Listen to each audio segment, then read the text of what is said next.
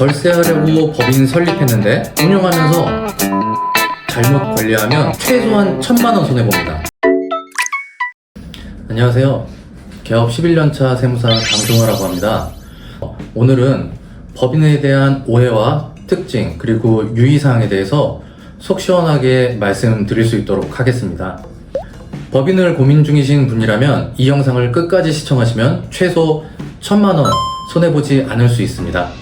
선택 기준이 여러 가지 있을 텐데 한 가지만 생각하시면 될 것 같아요. 만약에 내가 사업을 하면서 자유로운 경영을 하고 싶고 적정한 수입을 얻고 싶다라고 하면 개인 사업자가 좋을 것 같고요. 만약에 내가 사업을 해서 매출을 좀 크게 띄워서 규모의 경제를 만들고 싶다고 하면 법인 사업자를 하는 게 좋을 것 같습니다. 첫 번째 질문과 연결해서 몇 가지 말씀드리고 싶은데요.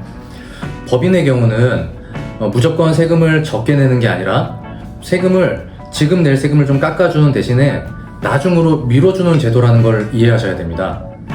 왜냐하면 법인이란 제도 자체는 처음에 낮은 세율로 세금을 부과하는 대신에 그러면은 회사에 돈이 많이 남아있겠죠. 그럼 이런 잉여금을 이용해서 재투자를 해서 회사의 규모를 키우고 고용을 창출시키고 또 수출도 하고 이렇게 회사를 크게 성장시키라는 제도거든요. 만약에 돈이 많이 쌓이게 되면 주주는 이 잉여금을 배당으로 받을 수 있게 되거든요.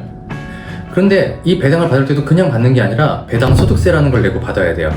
그래서 이 법인이란 제도 자체는 세금을 그냥 단지 적게 내는 게 아니라 뒤로 이연해주는 제도다라고 생각하셔야 합니다. 업종에 따라선 이 절세 효과가 아주 미미하거나 오히려 세금을 더 많이 낼 수도 있다는 점입니다. 법인 사업자가 내는 세금은 크게 법인세와 부가세 이렇게 두 가지로 나눠볼 수 있는데요. 우리가 세금이 적다고 알고 있는 건 법인세를 얘기하는 겁니다. 그래서 법인세는 세율이 소득세율보다 더 낮거든요. 근데 이 부가가치세율은 10%로 동일하거든요. 그래서 신규 사업자들이 많이 하시는 요식업이나 전자상거래업 그리고 도소매업 같은 경우는 매출 규모가 어느 정도 일정 수준을 넘어가기 전까지는 보통 법인세보다 부가세가 많은 경우가 훨씬 더 많거든요. 근데 이 부가세를 신고할 때 가장 세액공제가 많은 게 바로 신용카드 발행 세액공제라는 거거든요. 근데 이거를 법인은 받지 못한다는 겁니다. 근데 이게 연간 한도가 얼마냐? 1,000만 원이라는 거예요. 그래서 어떤 경우에는 법인이 개인 사업자보다 세금을 1,000만 원을 더 많이 내게 되는 이런 상황도 발생할 수 있다는 거죠. 법인은 유지비용도 많이 든다는 겁니다. 어떤 유지비용이 많이 드느냐? 처음 설립할 때부터 절차를 등기도 해야 되고요. 나중에 변경 등기도 여러 번 해야 될 거예요. 그래서 법무사 수수료도 들게 될 거고 또 일반적으로 사업을 하면서 여러 가지 의사결정들을 하게 되는데 그럴 때마다 보통 수수료가 개인보다 법인이 조금 더 비싼 경향이 있거든요. 그리고 저희 같은 경우도 법인 사업자가 개인 사업자보다 또 세무 수수료도 조금 더 비싸요. 그래서 제가 평균적으로 내보면 개인 사업자에 비해서 연간 한 100만 원 정도는 수수료가 더 들 수도 있다. 이렇게 생각하셔야 된다는 겁니다. 법인 등기를 하는 방법은 크게 세 가지를 말씀드릴 수 있는데요. 가장 무난한 방법이 법무사나 저희 같은 세무사한테 먼저 상담을 하고 의뢰하는 방법이 될 거예요. 아무래도 법인을 처음 설립하게 되면 알아야 할 것도 많고 고려해야 할 사항도 많거든요. 그래서 전문가와 상담을 하고 진행하는 게 일반적인 케이스라고 볼 수 있을 것 같고요. 두 번째는 셀프 등기를 하는 방법입니다. 인터넷에 찾아보면 셀프 등기하는 법 이런 게 많이 나와 있을 텐데요. 개인적으로는 조금 비추하고 싶어요. 왜냐하면 제가 셀프 등기한 케이스를 몇 번 봤었는데 제 지인 중에 아는 형님이신데 굉장히 머리가 좋으신 분이에요.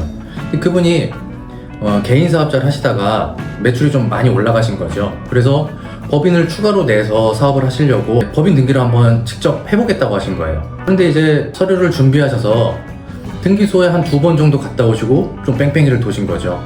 결국은 포기하시고 저한테 전화를 하셨던 기억이 있어요. 저는 이제 아까 서두에도 말씀드렸지만 법인 사업자라는 건 좀 규모를 크게 하는 사업자거든요.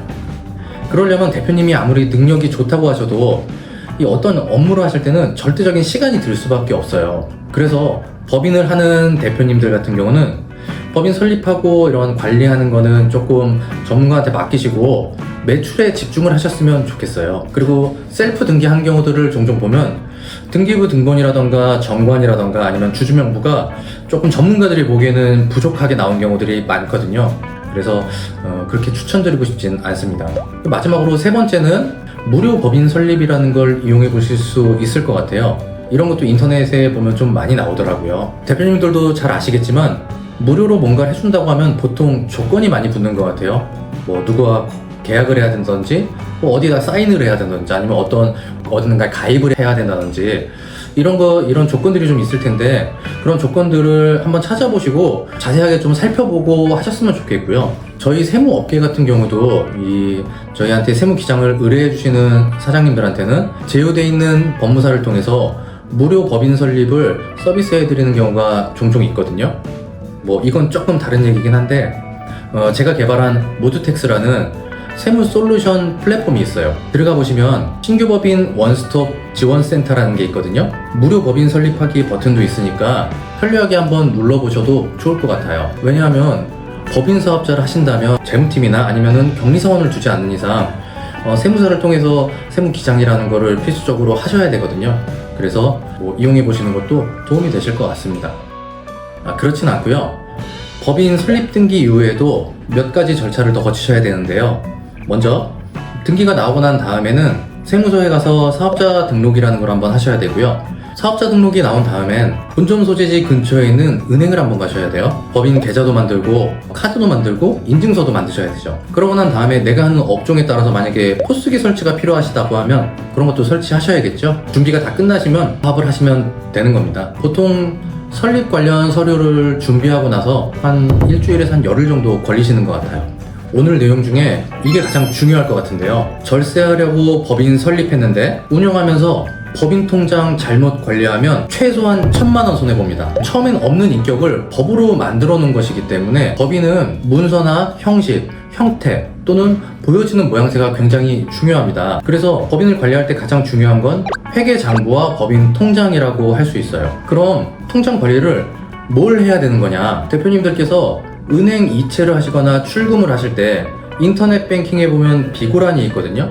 거기다가 내용을 가계부 쓰듯이 꼼꼼히 써놓으셔야 된다는 겁니다. 제가 하나 예를 들어 볼게요. 만약에 내가 어떤 A라는 업체에 용역을 맡기고 500만 원을 주기로 했다고 가정해 볼게요. 용역이 다 끝나고 나면 A 업체는 우리 회사로 세금 계산서를 발행하겠죠. 그러면 이제 저는 돈을 줘야 될 거 아니에요? 근데 A 업체가 저한테 이렇게 얘기하는 거죠. 돈은 B 통장으로 주면 안 되겠냐라는 거죠. 실제로 사업하다 보면 이런 일들 굉장히 많이 발생하거든요. 근데 이게 개인 사업자는 그렇게 크게 영향이 없을 수도 있어요. 하지만 법인은 그렇지 않습니다. 이 회계장부라는 건 연말에 결산이라는 과정을 거쳐야 되는데 그때 내가 받은 계산서나 세금 계산서 또는 뭐 카드 이런 내역들하고 통장 내역을 크로스 체크를 해야 된다는 거예요. 그래서 결산이라는 과정을 거쳐야 되는데 이 결산을 할 때 내가 A한테 세금 계산서를 받았는데 그걸 B한테 돈을 줬다는 내용을 기억하지 못할 가능성이 굉장히 많다는 거예요. 왜냐면 대표님들도 아시겠지만 당장 내가 3일 전에 점심에 뭐 먹었는지도 잘 기억이 안 날 수 있거든요. 근데 이런 거래는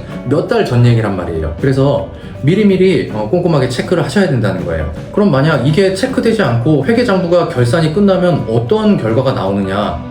내가 A한테 받은 세금 계산서에 대해선 지출이 확인되지 않아요. 그러면 미지급금이라는 부채가 쌓이게 되고요. 돈이 B라는 사람한테 나갔는데 내가 받은 증빙이 없다는 거죠. 그러면 뭐냐?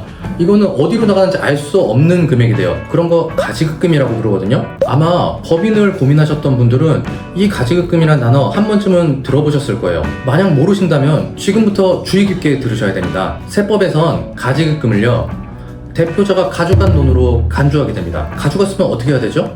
다시 넣어놔야 되는 거죠. 이 가지급금의 무서운 점은 두 가지가 있는데요. 첫째, 이 가지급금이라는 게 장부에 남아있는 동안 세법상 페널티를 두 가지를 받게 된다는 겁니다. 바로 가지급금 인정이자와 지급이자 송금불산입이라고 할 수 있는데요.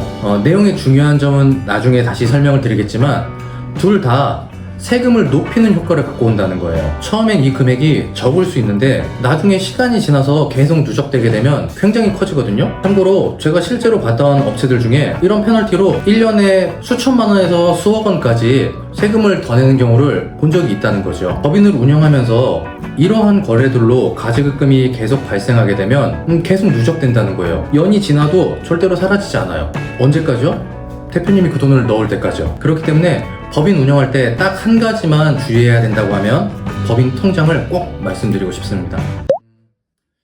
먼저 대표님의 사업 여정을 응원드리고 싶고요. 그리고 사업을 처음 시작할 때는 첫 단추가 정말 중요하거든요. 그래서 관련된 전문가와 꼼꼼히 상의하셔서 결정하셨으면 좋겠고요. 마지막으로 법인을 설립하고 사업을 진행하시면 대표님의 모든 역량을 매출액에 좀 집중하셨으면 좋겠어요. 그래서 꼭 성공하셨으면 좋겠습니다.